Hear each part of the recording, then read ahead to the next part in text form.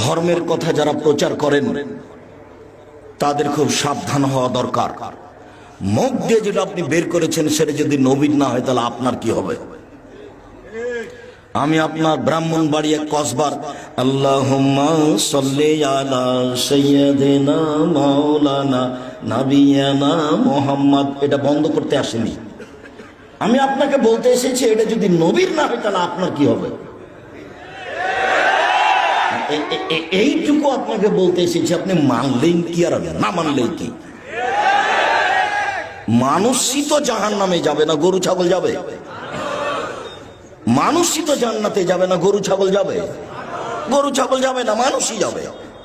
মানুষের জন্যই জাহান্নাম রেডি, মানুষের জন্যই জান্নাত রেডি। তা আপনি ইবাদত করে জাহান্নামে যেতে চাচ্ছেন, যান। মুহাম্মদ সাল্লাল্লাহু আলাইহি ওয়াসাল্লামকে অপমান করলে জাহান্নাম তো হবে, জান্নাত তো হবে না। ইবাদত কম করে জান্নাত হবে। জান্নাতে যায়নি তার আগে ঘোষণা জান্নাত। একটা লোক এসে বলছে যে দুল্লানি আল আমালিন, এই যে আমিল তো দাখালতুল জান্নাতা, আমাকে একটা আমলের কথা বলেন, আমি যদি আমলটা করতে পারি তাহলে জান্নাতে চলে যাব। তখন আল্লাহ রাসূল বলছেন যে 5 ওয়াক্ত সালাত আদায় করো, ফরজ সিয়াম আদায় করো, যাকাত দাও, হজ করো, এরকম কয়েকটা কথা বলতে লোকটা এবার চলে যাচ্ছে আর বলছে ওয়াল্লাহি আল্লাহর কসম লা জুদালা হাজা ওয়ালা আন কসমিনো, আল্লাহর কসম আমি এর কমও করব না এর বেশিও করব না, আল্লাহর কসম এর কমও করব না এর বেশিও করব না। জানেন কি, ও জোহরের 6 রাকাত সুন্নাত পড়বে না, ও ফজরের 2 রাকাত সুন্নাত পড়বে না। বলছে আল্লাহর কসম আমি এর কমও করব না এর বেশিও করব না, তাহাজ্জুদও পড়বে না। তখন আল্লাহ রাসূল বলছেন মান সাররা ইয়ানজুরা ইলাল জান্নাহ ফালিয়ানজুর ইলা হাজা। শোনো শোনো শোনো শোনো, কেউ যদি জান্নাতি দেখতে চাও এই দেখো এই লোকটা জান্নাতি, এই দেখো এই লোকটা জান্নাতি। হাদিস বুখারী মুসলিম। রাসূল সাল্লাল্লাহু আলাইহি সাল্লামের সুন্নাতকে মেনে চললে ফলাফল সহজ, রাসূল সাল্লাল্লাহু আলাইহি সাল্লামের সুন্নাতকে মেনে না চললে ফলাফল ভয়াবহ। পৃথিবীর মানুষ, আমার একটি কথা জানা থাকলে অন্যকে বলো। 2, বনী ইসরাইলের কাহিনী বলো।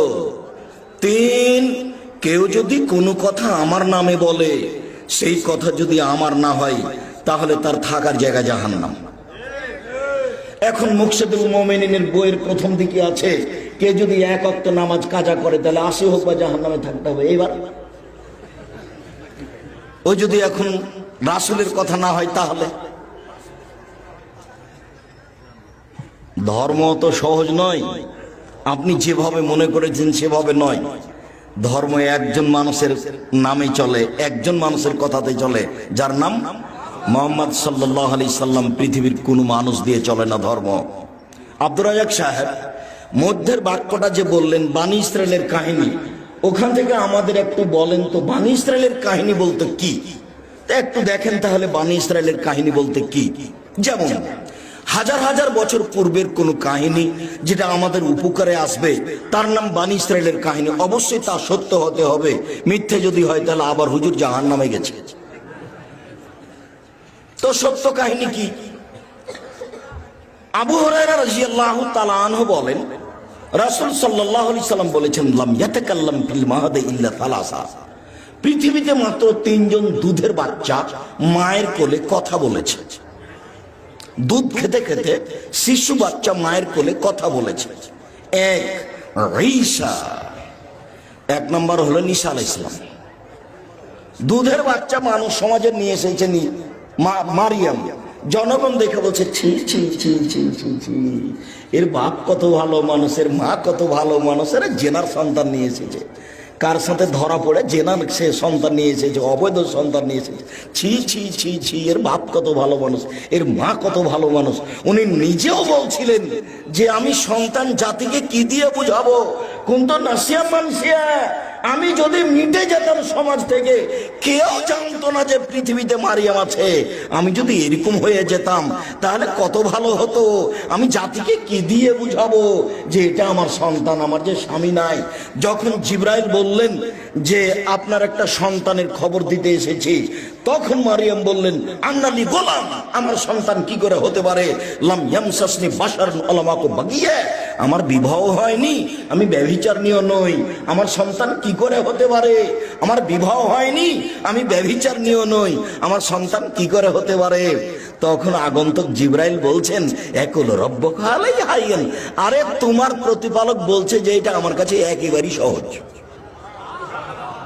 আমি তো বাপ মা ছাড়াই আদমকে তৈরি করেছি, আর ঈসাকে করেছি বাপ ছাড়া মাকে দিয়ে, এটা আমার কাছে কোনো ব্যাপার নয়, আমি বললেই হয়ে যায়, কুন ফায়াকুন হয়ে যায়।